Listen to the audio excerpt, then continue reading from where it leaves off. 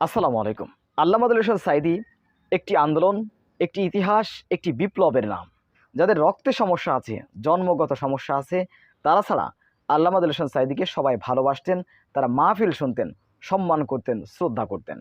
আমি অসংখ্য আওয়ামী লীগের নেতাদের মোবাইলে আল্লামা হোসেন সাঈদীর শুনেছি, তারা শুনতেন। কিন্তু হাতে গোনা এই ডাইনি হাসিনার, এই স্বৈরাচারী হাসিনার কয়েকজন জারজ সন্তান ছিল। এই বাংলাদেশে হাতে গোনা কয়েকজন জারজ সন্তান আছে, তারা আল্লামা হোসেন সাঈদীর জানাজায় বাধা দিয়েছিল। আল্লামা হোসেন সাঈদীকে খুলনাতে তার মাদ্রাসায়, নিজ প্রতিষ্ঠিত করা মাদ্রাসায় কবর দিতে দেয়নি। এমন অত্যাচার নির্যাতন করা হয়েছে। তারপরে একটা মানুষ মৃত্যুর পরে আর কি থাকে, যে মানুষটাকে দীর্ঘ ১৩ বছর কারাগারে মিথ্যা মামলা দিয়ে, ধর্ষণ মামলা দিয়ে তাকে আটকে রাখা হলো, ফাঁসি দেওয়ার জন্য চক্রান্ত করা হলো, সেই মানুষটি মৃত্যুবরণ করেছে, তারপরও তার জানাজা নামাজ পর্যন্ত পড়তে দেওয়া হয়নি। সুপ্রিয় দর্শক, আপনারা জানেন আল্লামা হোসেন সাঈদীর মৃত্যুর পরে জনগণ তারা দাবি করেছিল ঢাকাতে আল্লামা হোসেন সাঈদীর একটি জানাজা হোক। ঢাকাবাসী আল্লামা হোসেন সাঈদীর জন্য একটু দোয়া করবেন, মন খুলে তার সরাসরি তার জানাজার নামাজটা পড়বেন। এতটুকু আবদার এই স্বৈরাচারী, এই জালিম, এই হাসিনা এতটুকু আবদারও কিন্তু পূরণ করেনি। একটা মানুষ মৃত্যুর পরে আর কি থাকে? সে ছিল একজন যুগশ্রেষ্ঠ আলেম। আগামী ১০০ বছরে আল্লামা হোসেন সাঈদীর মতন আলেম এই পৃথিবীতে আসবে কিনা সন্দেহ আছে। আল্লামা হোসেন সাঈদী চারটেখানি কথা নয়, বাংলাদেশে এমন কোনো মানুষ নেই যে আল্লামা হোসেন সাঈদীর শুনেনি, আল্লামা হোসেন সাঈদীকে ভালোবাসে না, আল্লামা হোসেন সাঈদীকে চেনে না, এমন মানুষ খুবই কম আছে। সেই মানুষটিকে মিথ্যা মামলা দিয়ে, যুদ্ধ অপরাধী বলে, এমনকি ধর্ষণ মামলা দিয়ে, মিথ্যা মামলা সাজিয়ে তারপরে যা করা হয়েছে, অমানবিক নির্যাতন, নিপীড়ন, এমনকি চিকিৎসার অভাবে তিনি মৃত্যুবরণ করেছেন, অবহেলা করে তাকে হত্যা করা হয়েছে, সেই মানুষটির জানাজার নামাজ পর্যন্ত পড়তে দেওয়া হয়নি। হামলা করা হয়েছে, বাধা দেওয়া হয়েছে, অসংখ্য আলেমের চাকরি চলে গিয়েছে আল্লামা হোসেন সাঈদীর জন্য দোয়া করার কারণে, অসংখ্য আওয়ামী লীগ নেতার পদ চলে গিয়েছে। আপনারা কিন্তু জানেন আওয়ামী লীগের, ছাত্রলীগের অনেক, তারা আল্লামা হোসেন সাঈদীর মৃত্যুতে ব্যথিত হয়েছিলেন, তাই তাদের পদ চলে গিয়েছিল, দলীয়ভাবে তাদেরকে বরখাস্ত করেছিল। এই আওয়ামী লীগ এত বড় জাইরো একটি সংগঠন, এই আওয়ামী লীগ এত বড় জারজ একটি সংগঠন, যারা মানুষের জানাজার নামাজ পর্যন্ত পড়তে দেয় না। একটা মানুষ মৃত্যুর পরে আর কি থাকে? আর সে তো সাধারণ কোনো ব্যক্তি নয়, সে এই পৃথিবীতে ১০ জন ব্যক্তির ভিতরে আল্লামা হোসেন সাঈদী একজন জনপ্রিয় আলেম, মুফাসসিরে কোরআন।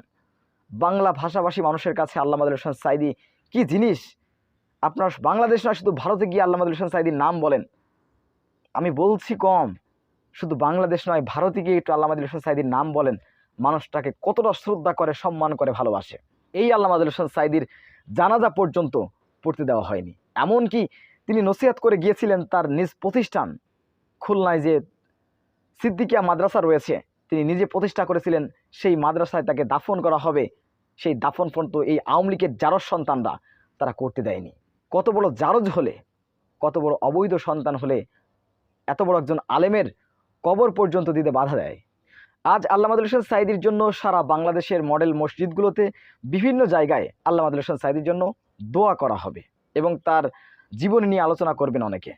অন্যদিকে শেখ হাসিনার পিতা বঙ্গবন্ধু শেখ মুজিবুর রহমানের আগামীকাল অর্থাৎ 15 আগস্ট কিন্তু শোক দিবস, এটা রাষ্ট্রীয়ভাবে পালন করা হতো, কিন্তু সেটি ক্যান্সেল করে দিয়েছে এই বাংলাদেশের রাষ্ট্র ব্যবস্থা। বুঝতে পারেন, আল্লামা হোসেন সাঈদীর 1 বছর পূর্ণ না হতেই এই জালিম হাসিনাকে আল্লাহ তাআলা ধ্বংস করে তছনছ করে দিয়েছেন। আপনারা জানেন, আপনাদের সবই জানা। তার পরিণতি কি হয়েছে? শুধু বাংলাদেশ নয়, পৃথিবীর কোথাও তার ঠাঁই হচ্ছে না, কেউ তাকে রাখতে চাচ্ছে না।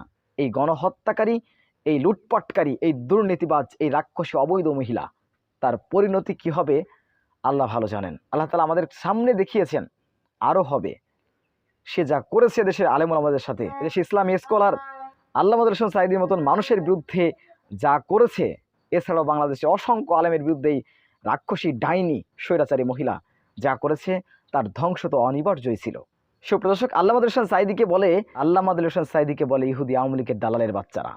আওয়ামী লীগের দালালের বাচ্চারা খুলনাতে যে নাচানাচি করেছিল, রাত্রেবেলা যখন আল্লামা হোসেন সাঈদীর মৃত্যুর খবর শোনে, আওয়ামী লীগের জারজ সন্তানরা, আওয়ামী লীগের দালালের বাচ্চারা, তারা খুলনাতে এসে আল্লামা হোসেন সাঈদীর মাদ্রাসা ঘিরে ফেলেছিল এবং সেখানে আল্লামা হোসেন সাঈদীকে অকথ্য ভাষায় তাকে স্লোগান দিয়েছিল। এই জারজ সন্তানগুলো আজ কোথায়? এই যারা সন্তানদেরকে আজকে খুঁজে বের করুন এবং এদের আইনের আওতায় আনুন। আল্লামা মাদুল হোসেন সাঈদী বলেছিলেন, আপনাদের হয়তো মনে আছে, সে অবস্থা এমন হবে ইন্দুরের গর্ধ পাবানা পালাবার জন্য। আপনারা সেটি দেখতে পেয়েছেন। আল্লামা মাদুল হোসেন সাঈদী যে বক্তব্য দিয়েছিলেন, যে ভবিষ্যৎবাণীগুলো করেছিলেন, প্রায় সবগুলোই মিলে গিয়েছে।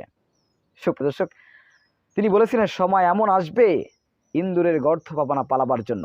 আওয়ামী লীগ কিন্তু ইন্দুরের গর্ধ পাচ্ছে না, যেখানে থাকতেছে, যেই গর্তের ভিতরে লুকিয়ে থাকতেছে সেখান থেকে জনগণ টেনে টেনে বের করছে এবং উত্তম মাধ্যম করছে, প্রশাসনের হাতে তুলে দিচ্ছে। তাদের কঠোর থেকে কঠোর শাস্তি হবে ইনশাআল্লাহ। আমরা সর্বোপরি আল্লাহ তাআলার কাছে দোয়া করি, আল্লামা মাদুল হোসেন সাঈদীকে আল্লাহ তাআলা জান্নাতুল ফেরদাউসের সর্বোচ্চ মর্যাদার আসনে আসীন করুন। আমিন। আসসালামু আলাইকুম ওয়া রাহমাতুল্লাহি ওয়া বারাকাতুহু।